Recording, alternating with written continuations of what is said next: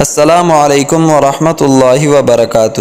عبادات رمضان، تراویح کی فضیلت و اہمیت، قسط دوم۔ تراویح آپ صلی اللہ علیہ وسلم نے 20 رکعت فرمایا۔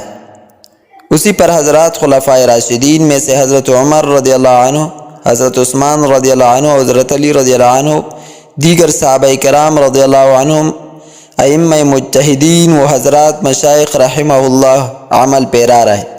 بلاد اسلامیہ میں 1400 سال سے اسی پر عمل ہوتا رہا ہے اور امت کا اسی پر اجماع ہے۔ آنے والے سطور میں اس کی وضاحت آ رہی ہے۔ حافظ ابن حجر عسقلانی شافعی رحمہ اللہ تعالی فرماتے ہیں: وَالتَّرَاوِيحُ جَمْعُ تَرْوِيحَةٍ وَهِيَ الْمَرَّةُ الْوَاحِدَةُ مِنَ الرَّاحَةِ كَتَسْلِيمَةٍ مِنَ الْإِسْلَامِ۔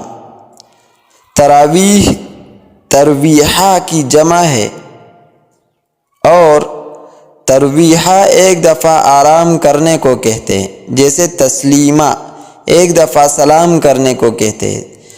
ترویحہ وہ نشست ہے جس میں کچھ راحت لی جائے۔ چونکہ تراویح کی 4 رکعتوں پر سلام پھیرنے کے بعد کچھ دیر راحت لی جاتی ہے، اس لیے تراویح کی 4 رکعت کو ایک ترویحہ کہا جانے لگا۔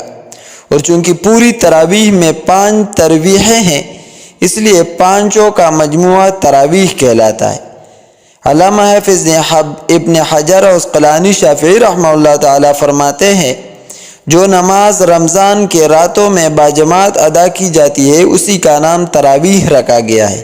اس لیے جب صحابہ کرام رضی اللہ عنہ پہلی بار اس نماز پر مجتمع ہوئے تو وہ ہر 2 سلام 4 رکعتوں کے بعد آرام کیا کرتے تھے۔ خانقاہ حنفیہ، میسور۔